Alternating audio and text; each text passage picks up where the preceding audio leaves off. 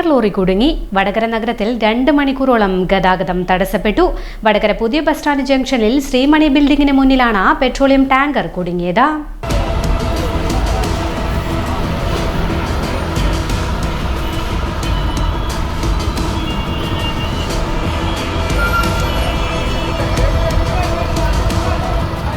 ഉച്ചയോടെയാണ് ആ സംഭവം.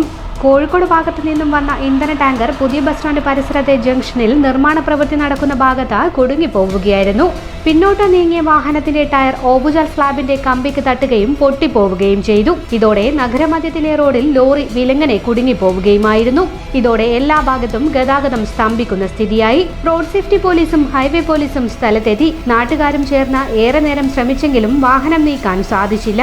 ഗതാഗതക്കുരുക്ക് രൂക്ഷമായതോടെ താൽക്കാലികമായി ദേശീയപാത നിർമ്മാണം നടക്കുന്ന ഭാഗത്തുകൂടി വാഹനങ്ങളെ കടത്തിവിടുകയായിരുന്നു. പഴയ bus stand, Edodi, Thiruvallur road, Adakkatheru ഉൾപ്പെടെ ഈ സമയം കൊണ്ട് എല്ലാ ഭാഗവും വാഹനങ്ങളുടെ നീണ്ട നിരയായി.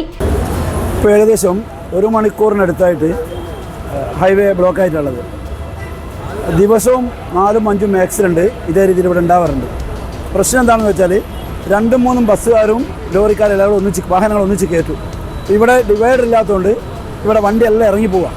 അപ്പോൾ അവിടെ 2 ഡിവൈഡർ വെച്ചിട്ടുണ്ടെങ്കിൽ ഇവിടെ ഇഷ്ടംപോലെ ഡിവൈഡർ റോഡ് സൈഡിലുണ്ട്. പോലീസ് അധികാരികൾ 2 ഡിവൈഡർ വെച്ചിട്ടുണ്ടെങ്കിൽ ഒരു പ്രശ്നം ഉണ്ടാവില്ല.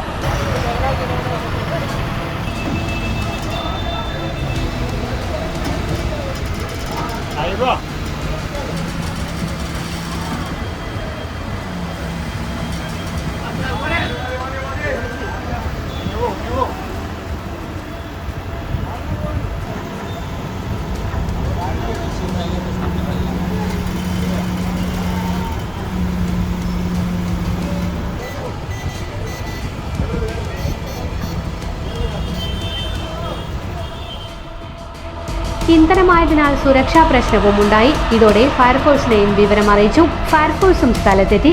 ക്രെയിൻ ഉപയോഗിച്ച വാഹനം ഏറെ പണിപ്പെട്ട ഇവിടെ നിന്നും നീക്കം ചെയ്യുകയായിരുന്നു.